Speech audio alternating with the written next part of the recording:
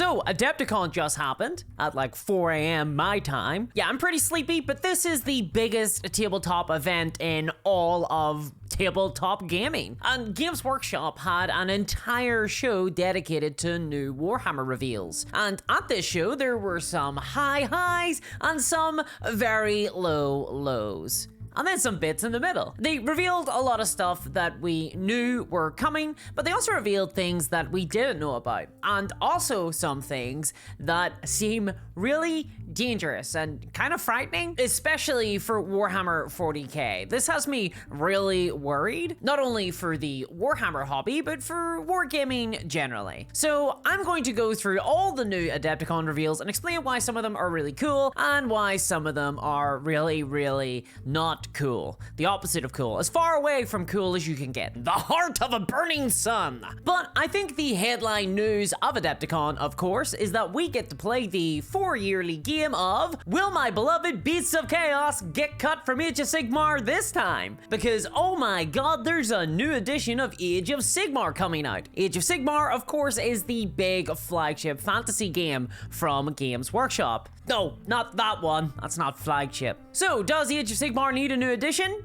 Probably not, but Games Workshop Finance Department says money please. Age of Sigmar 4th edition was announced at Adepticon and it came with its very own trailer. A trailer that features Nagash, God of Death, with a massive hand. Those are really big hands. There is a Discord server somewhere that just got very excited about this. Speaking of illicit Discord servers, forget about Nagash because the new edition is coming with new Skaven. So if you didn't already know, the word Skaven is kinda like my safe word, but the opposite. Skaven means choke me harder in discourse time, and the Age of Sigmar trailer even features a bunch of the Skaven dying in glorious CGI, and even a glimpse at a new unit or two, I guess. And yes, true to their faction identity, all of the Skaven die in distinctly unepic ways. This one was just an industrial accident. And I like that Games Workshop are focusing on Skaven for this go around because outside of Hedon Knights of Slaanesh, none of the Age of Sigmar factions have really grabbed me. But Skaven, my kind of guys. So let's have a look at the new models because I am extremely interested in seeing what Games Workshop are doing with my furry little friends. Where are the new models? Oh, there are none. Wait, what the heck? Why didn't Games Workshop show off any new Skaven models at this reveal? That's kind of a weird choice. And they haven't even shown any new Sigmarines, Stormcast Eternals either. Huh, kind of a weird choice. Okay, well, I guess instead we can just look at this leaked image of a Skaven.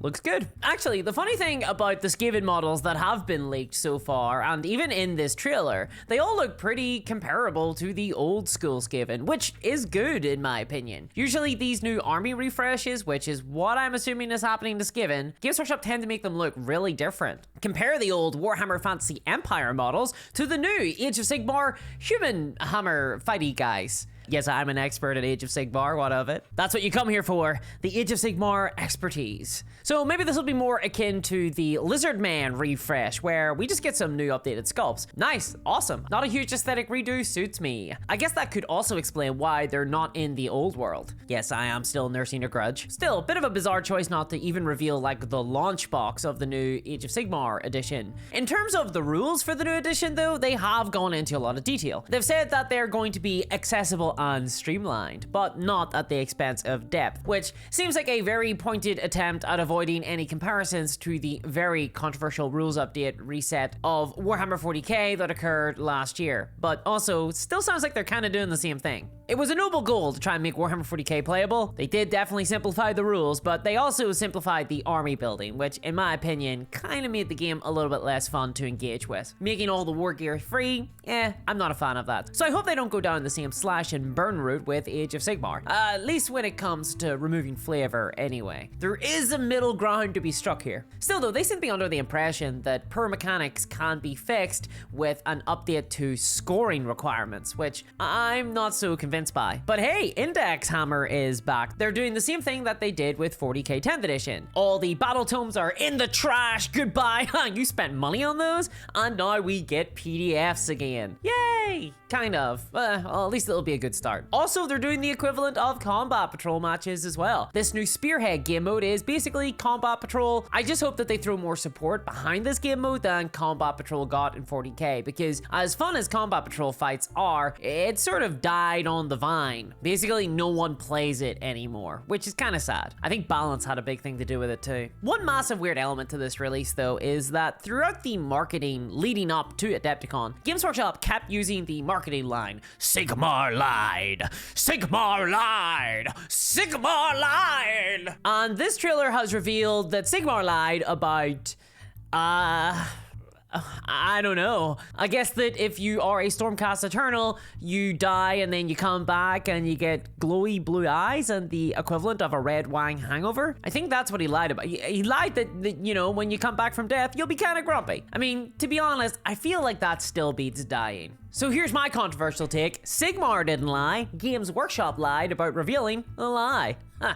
Got him. Very weirdly though, during this exact same reveal show, Games Workshop also announced a brand new book for 3rd edition Age of Sigmar. What? It's like trying to start a liberal Democrat party on the morning of the Reichstag fire. I mean, how many people are actually going to buy this? I mean, they're all gonna be too busy paying attention to the embers of parliamentary democracy. Sorry, I mean the new reveal for Age of Sigmar 4th edition. Any new books being released for Age of Sigmar 3rd edition are just immediately going to be rendered obsolete. We also get a new model for Age of Sigmar, apparently, a discount Archaeon. I know it's not Archaeon, but come on, it's discount Archaeon. Hey, at least there's a giant cool lizard though, continuing the trend of Chaos Lord on top of giant creature that completely steals the show. But hey, that wasn't the only fantasy in town, because dwarfs are back.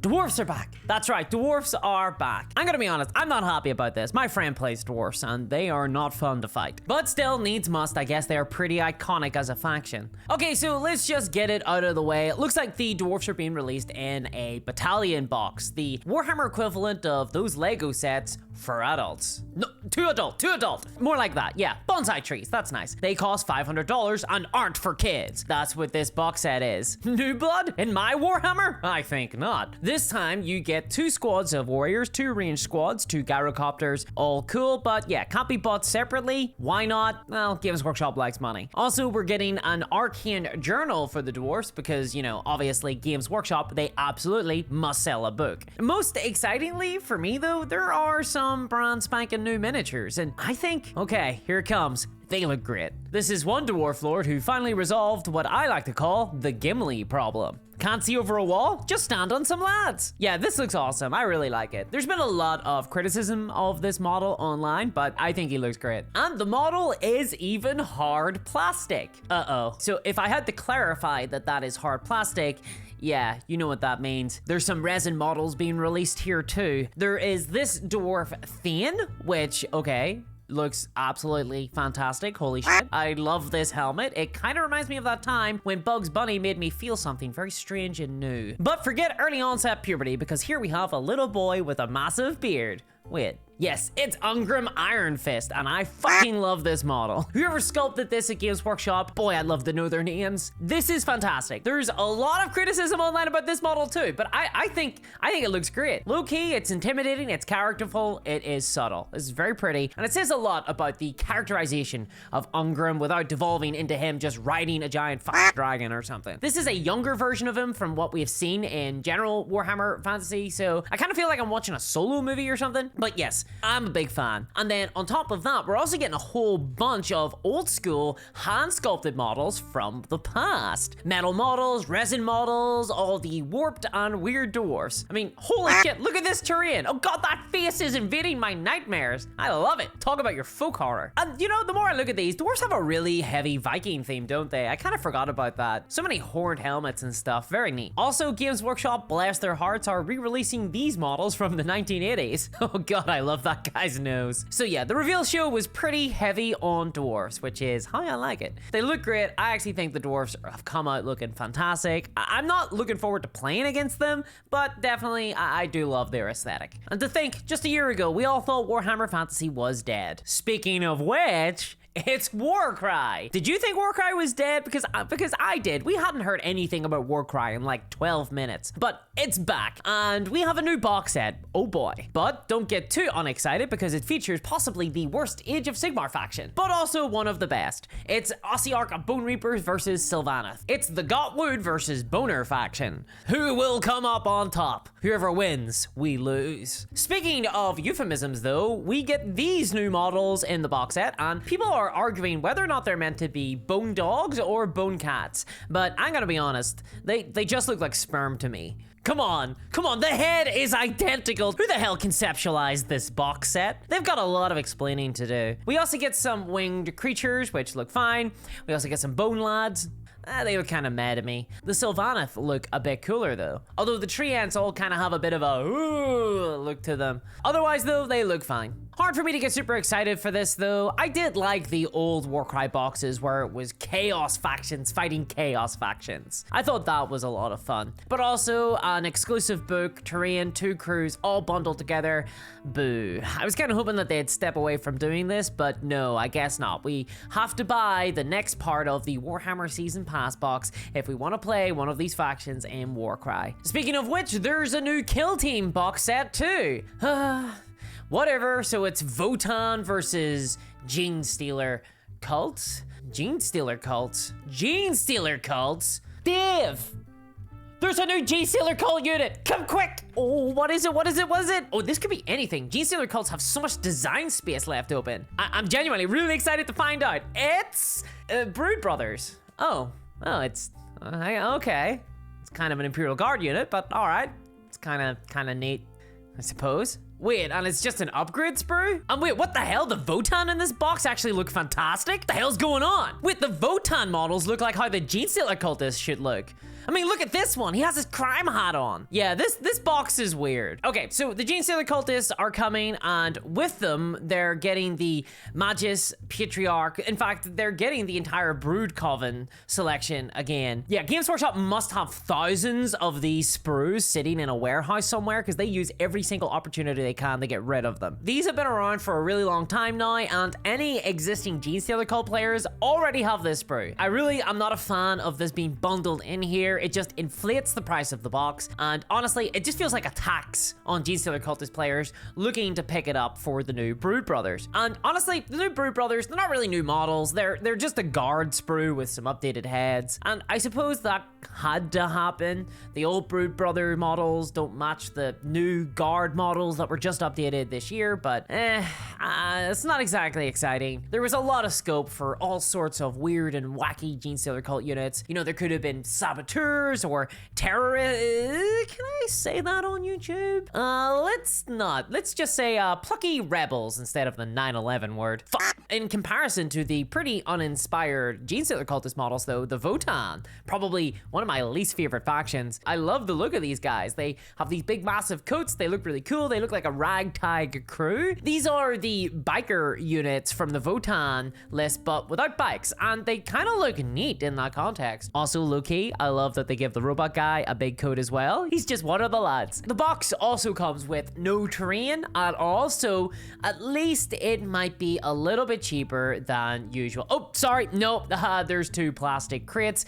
Inflate the price by $100, please. Yeah, a little bit sad. This is an opportunity for Gene Stealer cultists to get something cool, maybe whenever their new codex releases. Horus Heresy got a tease at AdeptiCon as well. It's Adeptus Mechanicus. They just showed the image of Adeptus Mechanicus. Me. Necromunda also got a tease. It looks like it's Van Saar. They didn't show any new models, just some silhouettes. The trailer that they showed does say join the expedition, so apparently we're heading back to the Underhive. Thank God for that, because Ash Wastes was a mistake, and I'm tired of pretending that it wasn't. I will say though, you know what I would love for Necromunda? How about a Necromunda dungeon crawl into the depths of the Forgotten Hive, all coming with a solo mode? How cool would that be? I really feel like Necromunda would suit that. In fact, I think that's so cool, I'm gonna unreasonably get my hopes up. I'm gonna call it right here. Solo Necromunda mode called Sprawl Crawl. That's what I wanna see. But enough of all that tomfoolery and things that nobody cares about, apart from me, because I know what you want. You want the Warhammer 40k reveals, and I'm gonna give it to you.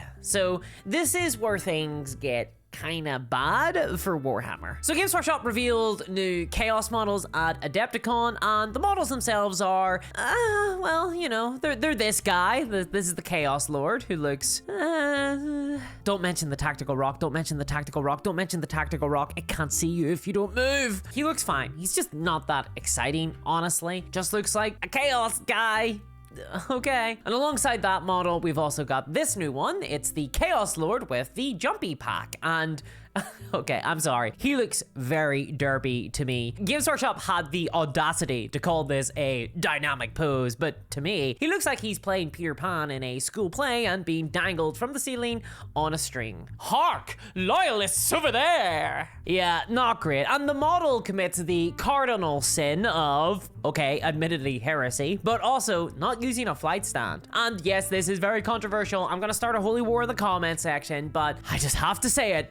I like flight stands. They look cleaner, and they don't force the sculptors into creating weird poses for their models. I think that Games Workshop just don't do great models when they don't use flight stands. But let's talk about the elephant in the room here. And for those who watch this channel a lot, they probably think that they know what I'm about to talk about. Oh, why did they put the Jump Pack Chaos Lord as a separate release from the non-Jump Pack Chaos Lord? Why isn't it one customizable mix and match box set? And yeah, I mean, like, fair point, Discourse that I just strawmanned, but that's not actually what I'm about to talk about. There's something way worse, you guys. So Games Workshop have revealed that how they're selling these two new models, these two individual new models, are in separate $230 box sets as the only way to buy them. $230, by the way, being the minimum price. That's right.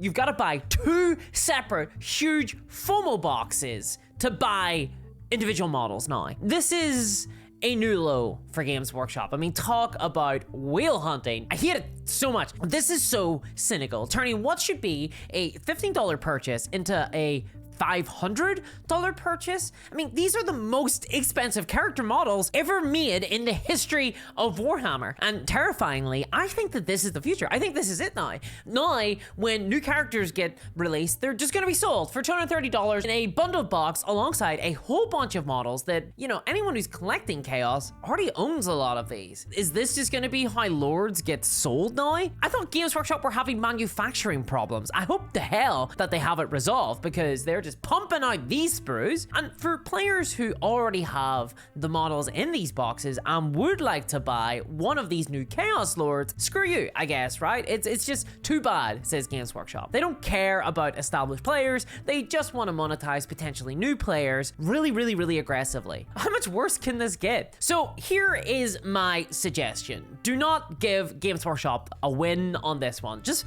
proxy the models as well. Please do not buy these box sets if you do not want every single thing inside them. It is a scam. This is a trick. It relies on FOMO to tempt people into way overspending. And a separate box for each new model, coming with dozens of models that are just unrelated, share a vague similar theme. I mean, talk about inflation here, people. Now there's two massive bundles with every release. This is absurd. What a sad note to end the reveal show on, because a lot of these models look kind of cool, but honestly, this just overshadowed everything. But what do you think? And hey, if you want to get access to a whole miniatures game, why not check out my Patreon at patreon.com/discoursminiatures, and also get bonus video reviews as well. This month I reviewed Nightwatch, and next month I'm reviewing either Malifaux, Infinity, or When Nightmares Come, depending on how you vote. So, you know, get over there and start voting. As well as that, you also get access to live streams, and of course,